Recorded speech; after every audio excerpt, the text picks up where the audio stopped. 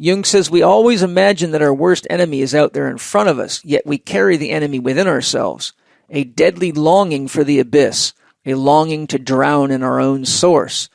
This regressive tendency has been consistently opposed from the most primitive times by the great psychotherapeutic systems that we refer to now as religions and mythologies. They seek to create an autonomous consciousness by weaning us away from the life of childhood.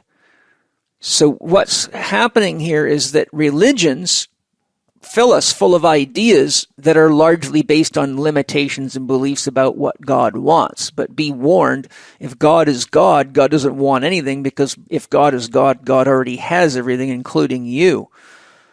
This is just the what's called the anthropomorphizing of God, turning God into the old man in the sky with a beard that's watching over you, which is classically the territory of fundamentalist religious ideologies. And that means God is just a projected parent in the sky, and that you have to be good little children or you're going to get punished and burned in hell.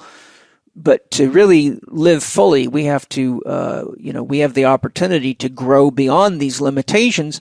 And these are the limitations that religion sets up so that we can develop our own mind. And all the mystical branches of the religions are basically the heretics of the religion that realized that these things were not true of God, largely through their own inner experiences and mystical experiences and things that, or coming into contact with true spiritual teachers that help them go deep enough into themselves to realize that these were stories to keep children busy, and basically they're there to create a mental emotional gymnasium where we grow the strength to realize that the benefit of these limiting beliefs is that they give us the resistance we need to overcome to develop emotional intelligence and mental intelligence and become a true individual and develop our own relationship with God instead of being told what God is or what God wants, which is a dangerous trap. As soon as you start pretending you know what God wants, then you're living an illusion and projecting it onto other people.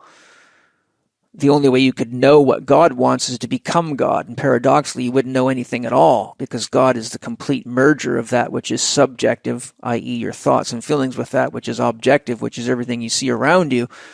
And without a subject-object relationship, there cannot be an I-thou relationship or an I-it.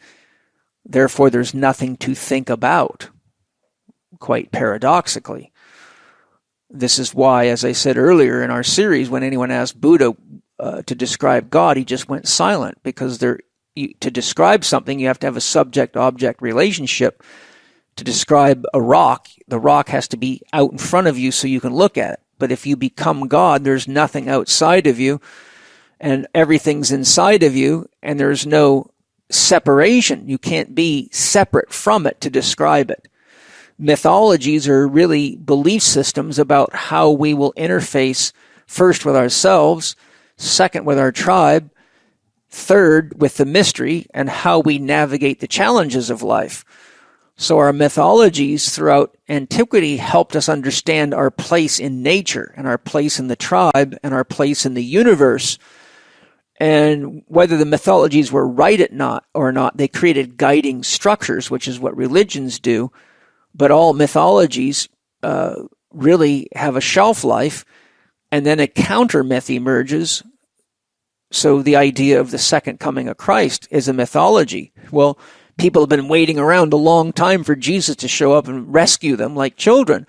But the reality of it is, I think I mentioned this earlier, the word Christ is not a name, it's a title. It means one who is in unity with all that is, in unity with the universe.